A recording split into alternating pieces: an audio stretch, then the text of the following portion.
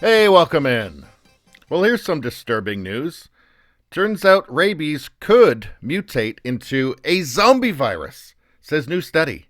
Now, I know there's probably some people out there that kind of imagine a zombie apocalypse and they go, yeah, I'd survive and I'd rebuild civilization. No, you wouldn't. No, you wouldn't. There'd be no rebuilding civilization. You wouldn't survive. And even if you did, it would be really unpleasant. It wouldn't be much fun. And without modern medicine, you're not going to last very long anyway. There's a million things that can kill you.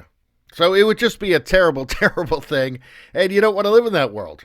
But I mean, the only positive thing about it could possibly be that there won't be any more wokeness. That'll be gone. You can ban the zombie social media accounts. You can get them fired. They've already checked out. They don't care. They only want one thing, and that's your brain. And they don't care if that's politically incorrect. But anyway, what's going on here? Is this a reality? Could this really happen? Okay. A new Italian study cautions that the rabies virus could mutate, either naturally or artificially, into an apocalyptic disease that turns humans into hyper-aggressive zombies. So if things go wrong, the rabies virus could act exactly the same as Twitter, right? Exactly the same as Twitter. That's terrifying. But what is this study? Let's take a look at the source material here. What do they say? It's from researchgate.net. Updates on rabies virus disease. Is evolution towards zombie virus a tangible threat? Well, let's see what they have to say. Human rabies disease is caused by rabies lysovirus, a virus belonging to Rhabdoviridae family. The more frequent means of contagion is through bites of infected mammals. Well, zombies will tend to do that, especially dogs, but also bats, skunks, foxes, raccoons, and wolves, which, lacerating the skin, directly inoculate virus-laden saliva into the underlying tissues. So avoid that. Immediately after inoculation, the rabies virus enters neural axons, that doesn't sound good, and migrates long peripheral nerves towards the central nervous system, where it preferentially localizes and injures neurons of brainstem, thalamus, basal ganglia, and spinal cord. So, hey, I need those things. I don't want that to happen. After an initial prodromic period, and I don't know what prodromic is, but let's check it out. What's a prodromic period? Just going to interrupt for 1 second to say, if you like this content, subscribe so you can see more. Thanks a lot.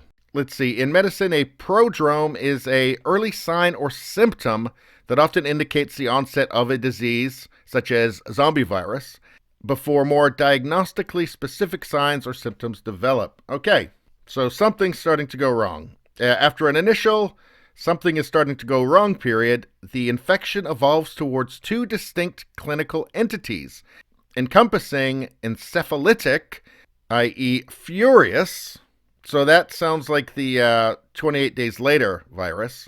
That's 70 to 80% of cases, or paralytic, i.e. dumb, 20 to 30% of cases. So that'd be like the Walking Dead zombies.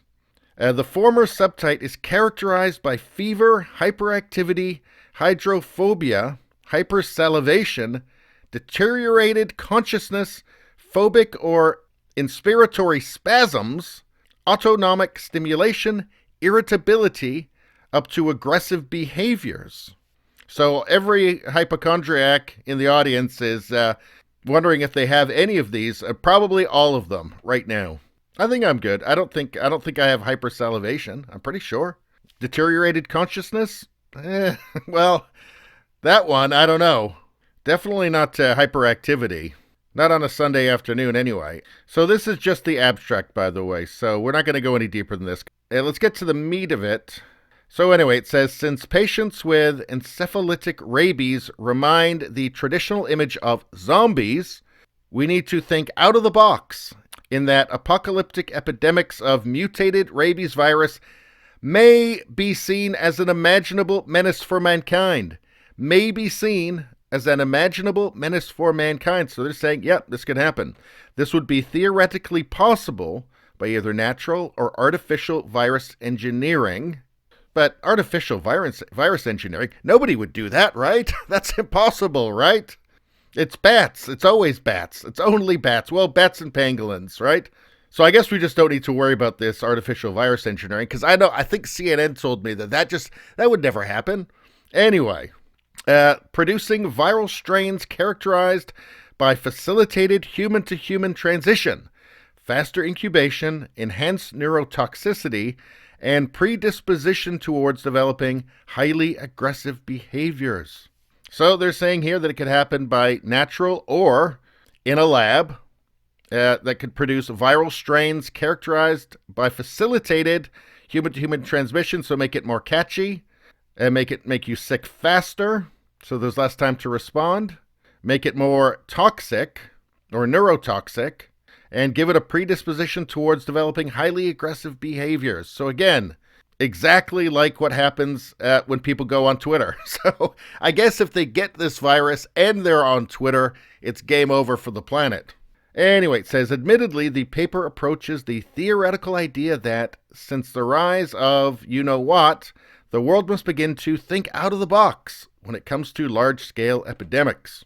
While the rabies will not cause a severe zombie apocalypse today, which is great, because I want to watch the new episode of Walking Dead without having to worry about The Walking Dead. So that's good. The paper argues it would be theoretically possible by either natural or artificial virus engineering to produce a viral strain of rabies that could transmit human to human. It is possible that the virus could be tweaked to incubate faster, have enhanced neurotoxicity, and a predisposition towards developing highly aggressive behaviors. Let's see, replications take place in the motor neuron of spinal cord and ganglia. It travels to brain, so you bite you on the foot, it replicates in the muscle, then it travels up to your spine, and then it goes into your ganglia. Which is really, I don't think about my ganglia all that much, but I guess I should be thinking about it more. Then the infection of brain neurons leading to fatal inflammation. So then it goes up to your brain, and then virus enters salivary glands and other organs of the victim. And from there, I guess your neighbors look a lot like lunch. So there we have it.